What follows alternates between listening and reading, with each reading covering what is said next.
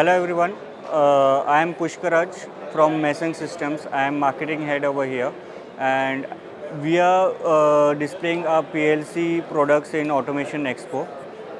We are the manufacturers of PLC in India. This is a completely make in India product.